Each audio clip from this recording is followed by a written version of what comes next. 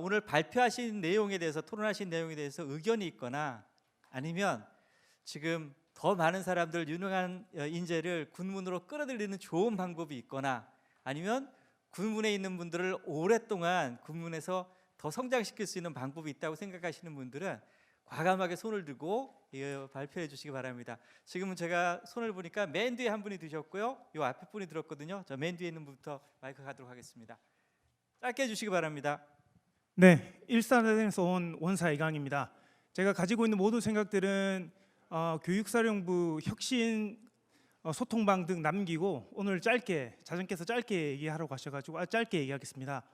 여기 계신 참모총장님을 포함해서 가장 막내인 하사 최인호 하사까지 저희는 지금 국민 여러분들께서 사주신 세상에서 가장 좋은 전투복이라는 옷을 입고 이 자리에 앉아 있습니다. 저는 이 마인드를 가지고 항상 제 스스로가 걸어다니는 모병관이라는 생각을 가지고 있습니다.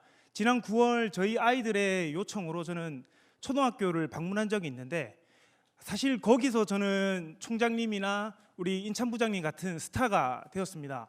모든 우리 초등학생들이 저한테 달려와서 경례를 외치고 군인 너무 멋져요 라는 말을 들으면서 여전히 우리 육군은 또는 군인들은 매력적인 직업군이라는 생각을 했습니다. 다만 정부의 불균형에 따라서 우리 그 초등학생들이 자라면서 자기들이 보고 싶은 것, 듣고 싶은 것들만 듣다 보니까 사실 우리 육군의 매력은 여전히 살아있는데도 불구하고 그 매력이 빙산의 일각처럼 보이는 현상들을 저는 실제로 확인을 했습니다. 여러분들 지금 보시는 바와 같이 육군사관학교 생도들 그리고 우리 막내인 최인호 하사, 요군 하사까지 와 있는데 생각들을 들어보시면 우리 육군이 얼마나 매력적인 집단인지를 알 수 있습니다. 다만 저희들의 스피커가 너무 작다 보니까 이 매력을 충분하게 어필할 수 있는 기회를 우리는 놓치고 있습니다. 그래서 여기 지금 정훈 공보부 관계자들은 없는데 사실 저희는 스피커, 마이크를 많이 제한받고 있습니다.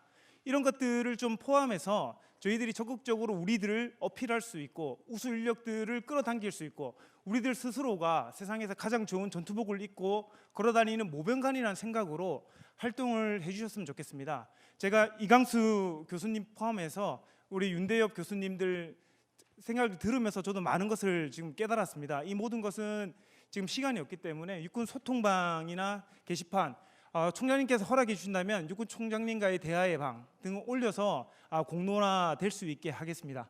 오늘 다 와주셨는데 감사하고 저는 이만 마치겠습니다. 네, 감사합니다. 육군 본래의 가치를 조금 더 효과적으로 알릴 수 있는 방법을 육군이 고민해 달라는 부탁이었습니다. 예, 마이크 좀 주시죠. 예, 저는 미8군에서 정치군사 고문을 하고 있는 예비역 춘장 김태업입니다. 최종은 이제 미8군의 한측 부사령관을 했고요. 미군들하고 근무한 지가 유엔하고 근무한 지 한 15년 정도 되는 것 같아요. 군생활을 많이 했는데요. 제가 좀 오늘 이제 인구 절벽 시대하고 육군의 전략을 좀 들으면서 절박함이 아직 좀 부족하다는 그 느낌을 좀 받았어요. 이게 인구 절벽은 그냥 오잖아요. 근데 그거를 저희가 이제 뭐 기술 집합형 군대 그건 당연히 가야 되는 거예요. 그거는 이제 과학자들이나 또 뭐 ADD나 뭐 이런 있잖아요. 우리 연구기관들에서 그건 가야 되는 문제예요. 그거를 거부하는 사람들은 없을 것 같고. 단지 이제 이거를 우리가 이 디지털이나 AI 이쪽을 너무 강조하다 보면요, 아날로그를 놓쳐요.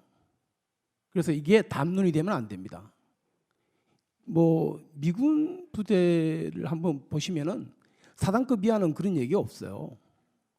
그냥 아직도 분대 근제 그대로 유지를 하고요. 그대로 뛰고 있고 이 전투를 준비하는 겁니다. 그래서 병력은 필요하다는 건데 그럼 병력을 어디서 끌어올 것이냐에 대한 고민들이 필요한 거예요. 뭐 여성 진병, 뭐 그다음에 또 뭐 우리 용병, 뭐 이런 모병 이런 문제들이 사실 우리는 밖으로 나와야 돼요. 그렇지 않으면은 우리가 커버할 수 있는 방법이 없잖아요. 그게 뭐 AI로 한다고 그러고 커버가 되는 것은 전투에서 커버될 수 있는 영역이 아니지 않습니까? 그다음에 이제 우리 직업에 대한 문제인데 미군은 알다시피 이제 제너레이션 투 제너레이션이 엄청 많아요. 할아버지부터 손자부터 아들까지. 제가 쭉 보았어요. 왜 그러냐? 이 사람들은요, 군복 입을 때도 명예가 있고 군복을 벗고도 명예와 경제가 따라가요. 그러니까 우리 아버지 군복 입고 있다가 벗었는데 더 잘 살아, 더 명예스러워. 그러면 아들이 가는 거예요. 그게 홍보를 할 수 있는 이제 우리가 이 상황에서 어떤 처우 개선을 해주지 않고 홍보만 강조하다 보면 이게 주객이 전도되는 효과를 낳을 수 있을 것 같습니다. 이상입니다. 예, 감사합니다. 인구 절벽의 위기 속에서도 여전히 사람의 중요성이 부각돼야 된다는 의견을 피력해 주셨습니다. 혹시 더 하실 분? 예, 저 뒤에 있습니다.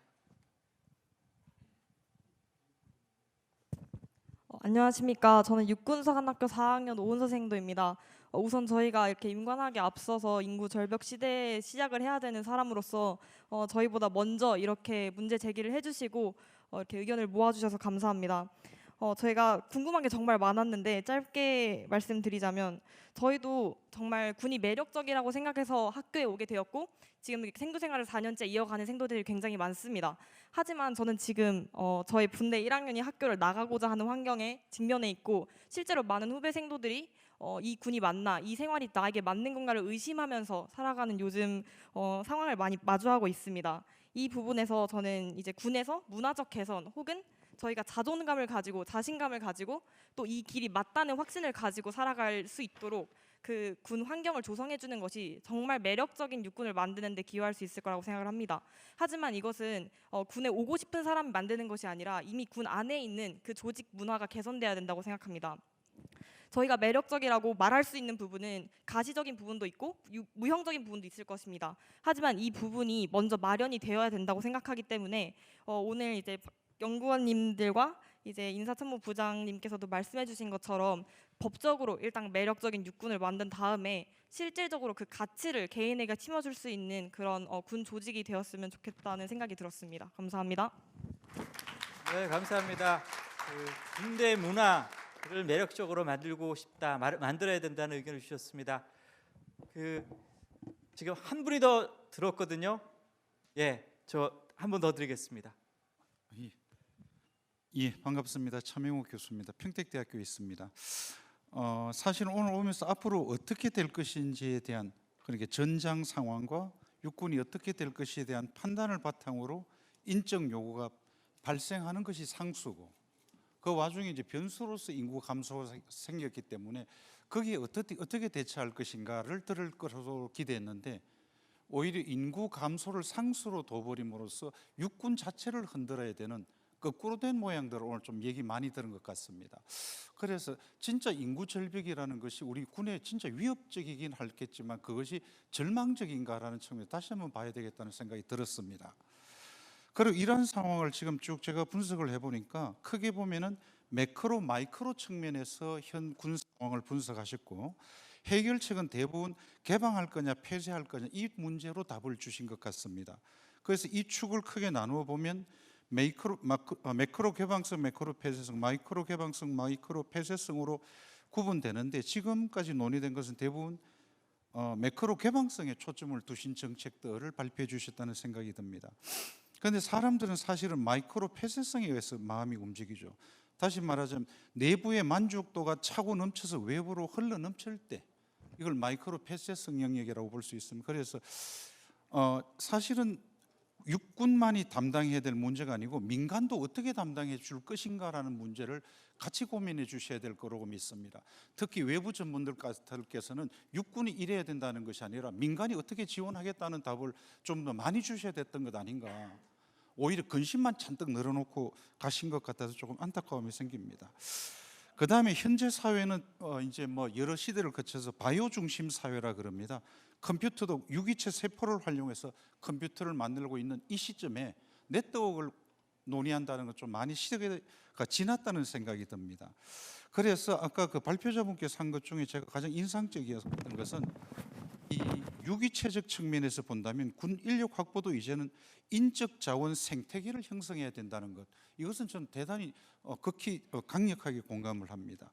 이제 디지털 시대의 유산으로 이 네트워크가 존재한다면 앞으로 유기체적 생태계의 문제가 등장할 텐데 생태 체제는 통상 정부의 상호 교류, 공동 목적, 에너지의 공유, 재생 시스템을 가지고 있는데 이것들을 어떻게 할 것인지, 다시 말하자면 그리고 여기에 덧붙여서 군의 문제를 민간에서는 얼마나 진지하게 검토하고 인식하고 있는지, 그리고 마지막으로 인천부장께서 말씀하신 걸로 느껴집니다만 그래서 군이 줄 수 있는 건 무엇인지를 같이 논의할 수 있었으면 좋겠다는 생각이 듭니다. 그래서 생태 체제적 접근 측면에서의 토론자의 답변을 한 번 더 들어보고 싶습니다. 고맙습니다. 네, 감사합니다. 이 육군역 포럼에 청중이 지금 민간인이 좀 더 많이 와야 된다는 의견입니다. 사실은 그런 느낌은 계속 받았거든요. 그래서 그거는 다음 수부터 기획을 할 때 한번 좀 생각해 주시기 바랍니다. 한 분의 의견을 더 받고 마치도록 하겠습니다. 저쪽에서 손을 드신 분이 있었던 걸로 기억하고 있습니다. 예, 드릴게요. 여보세요? 안녕하십니까. 제가 차오증명 미 대사관에서 무관포장합니다. 죄송한데 제 한국어는 조금 부족해서 영어로 조금 말합니다. 네. So I couldn't help but notice there were a lot of comparisons to the U.S. Army. So I know for the G1 there, he probably noticed that when he was making comments that I was taking notes pretty frantically. I don't know. 혹시 동역이 제가 하겠습니다. 감사합니다. 아까 인찬 부장님께서 말씀하신 부분에서 공감하는 부분이 많았고 그런 관련해서 몇 가지 말씀드리고 싶습니다. I would say that so I know that that the G1 has taken trips to the U.S. We've shared a lot of lessons learned, and I think there's a lot we can learn from each other. We have to find solutions that are appropriate for our respective cultures and societies. 인찬 부장님께서 미국 국무수장 가셨을 때 내용을 말씀해 주신 것처럼 저희가 같이 이제 의논을 했을 때 같이 함께 공유해서 해야 되는 부분이 많다고 맞는 것을 느꼈습니다. There's no such thing as a perfect answer. As the gentlemen at the front are well aware, the U.S. Army is currently struggling with their own recruiting problems right now.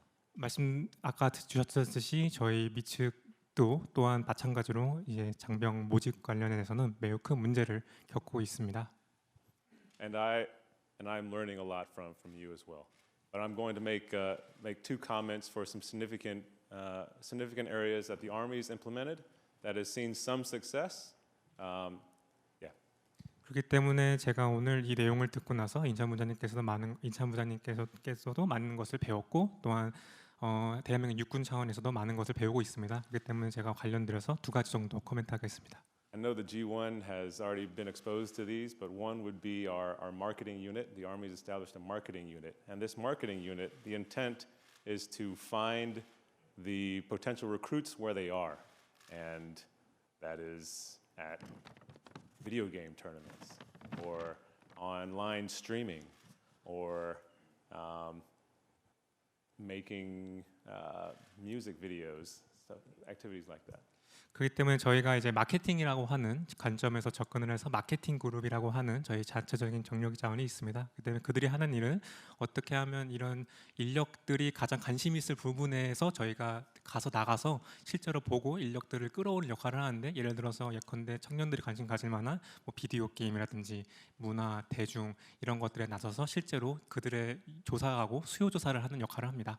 One area where I feel like maybe more of an American problem, more so than a Korean problem, but one of the main issues for us right now in the U.S. is that less and less Americans are actually qualified for military service.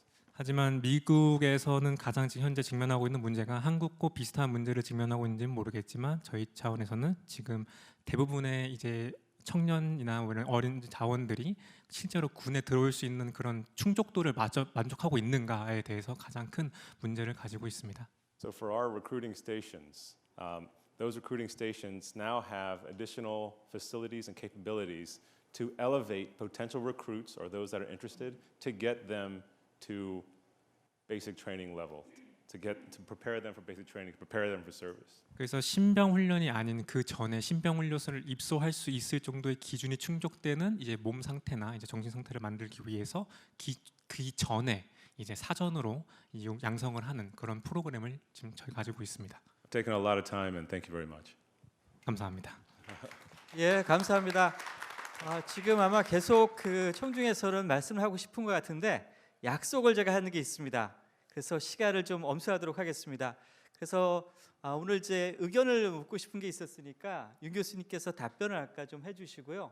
그 다음에 토론자를 대표해 가지고서 인사참모부장님께서 뭔가라도 하시고 싶은 말씀 있으시면 기회를 드리도록 하겠습니다. 자, 윤 교수님 부탁드립니다. 네, 감사합니다. 오늘 저는 토론거리를 제공해드리는 역할을 맡았는데요. 오히려 이 통찰력 있는 토론과 또 청중분들의 말씀을 통해서 더 많은 학습을 하지 않았나 생각이 됩니다. 그 여러 공통된 쟁점도 있고 또 다뤄지지 않는 쟁점도 있는데 아까 조동준 우리 선생님께서 제기해 주신 한 4가지 질문에 답변하는 것으로 이 제기된 쟁점을 좀 요약해서 마무리해 보도록 하겠습니다. 첫 번째는 기술 병력 대체와 관련된 쟁점입니다. 올해 개정안에 따르면 50만 명 수준의 병력 목표가 사라지고 이게 기술을 활용해서 적정 병력 규모를 운용하겠다고 했는데, 근데 이 기술 병력 대체 문제에 대해서 너무 낙관하시지 않나, 이 의견 한번 드려보겠습이 자, 아까 말씀드린 바대로 첫 번째 기술적 문제가 있습니다.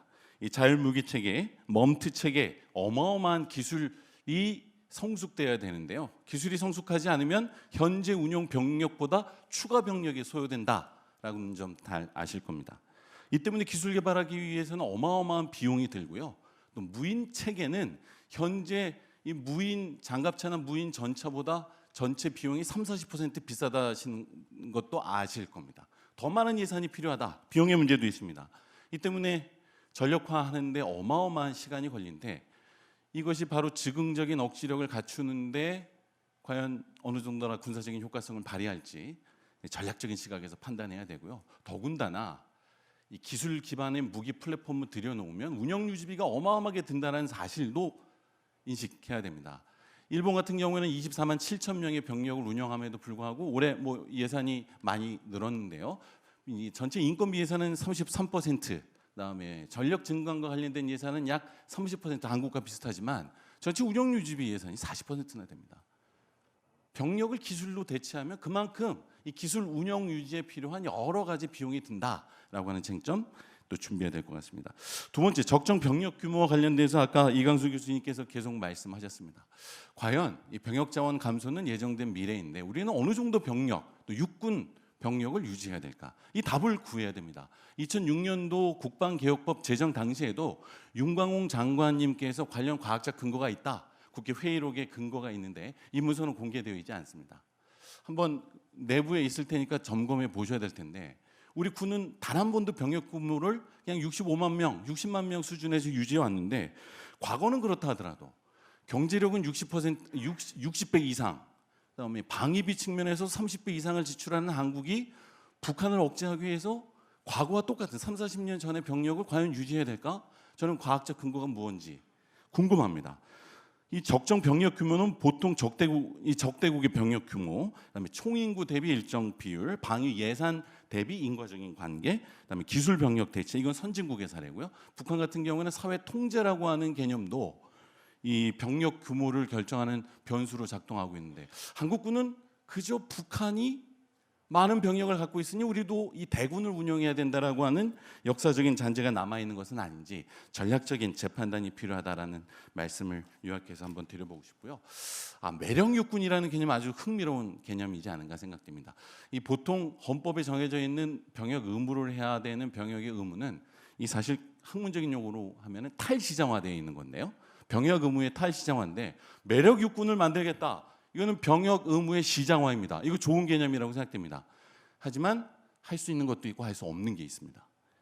복무 여건 개선하는 건 너무 늦었지만 너무 필요한 과제고요. 보상 수준을 높이는 것, 단순히 보상 수준을 높여갖고 되지는 것이 아니라 급여, 복지, 장기 근무, 그다음에 평생 연금까지 포함해서 국방 혜택 개념으로 하면 총 수명 주기에 있어서 어느 정도 혜택을 받는지 총체적인 비용으로 설득을 할 필요도 있을 것 같고요. 병역 가능 인구를 확장, 젠더, 연령, 성별 이런 거 없이 확장하는 것도 시장화시키는 가장 중요한 방법일 것 같고, 민군관 산학연 협력을 확장하는 것도 병역의 역량을 시장화하는 가장 중요한 과제라는 점 다시 한번 강조하고 싶습니다.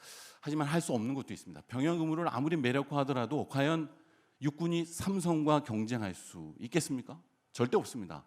더군다나 현재 MZ 세대가 가지고 있는 땀 흘리고 희생하는 것을 거부하는 이런 특성을 고려한다면 삼성과 경쟁한다는 건 아까 사회와 경쟁해야 된다는 말씀해 주셨는데 절대 할 수 없는 일입니다. 그러니까 물질적인 보상만으로는 안 되는 사회적인 보상이 필요한데, 그럼 이 비물질적인 보상이 필요한데요.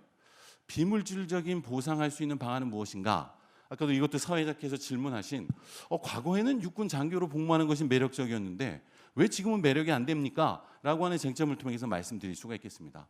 산업화 시대에는 군이 사회보다 앞서 나갔습니다.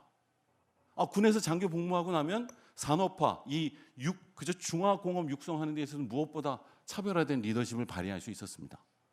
근데 지금은 디지털 시대입니다. 디지털 시대에 우리 군에서 장교 근무를 했다라는 경험을 가지고 디지털 시대에 사회를 선도하는 역량이 일꾼이 될 수 있을까요? 리더가 될 수 있을까요? 전혀 그렇지 않습니다. 우리 디지털 시대, 전쟁 시대, 우리 군은 과연 디지털을 선도하고 있는지 한참 뒤떨어 있는지, 만약에 산업화 시대와 마찬가지로 우리 군이 사회를 선도하고 사회보다 앞서 나가 있다면 누구라도 매력적으로 군에 오고 싶어 할 텐데요. 이거를 반면교사 삼는다면 우리 군이 디지털 기술을 선도할 수 있는 조직 문화 역량을 갖춰야 되는데 이건 역시도 군 혼자 되지 않습니다. 제가 계속 강조해드리지만 이제는 군이 군을 위해서 해야 되는 것이 아니라 군 반민이 되어야지만 이런 군사 혁신을 이끌 수 있다라는 점 마무리 말씀으로 드려보도록 하겠습니다. 감사합니다. 예, 감사합니다. 청 부장님. 네, 추가로 말씀을 드릴 기회를 주셔서 감사합니다. 앞서 말씀드린 것 중에 하나를 좀 사실 더 추가하면 미군에서 특히 그렇고 지금 우리 한국군도 이제는 이게 적용될 거라고 생각되는 게 군에 들어오겠다는 의사결정을 누구에 의해서 하느냐에 대한 겁니다. 이제 본인에 의해서 하는 것도 있지만 실제로는 부모나 가족에 의해서 결정되는 게 꽤 많습니다.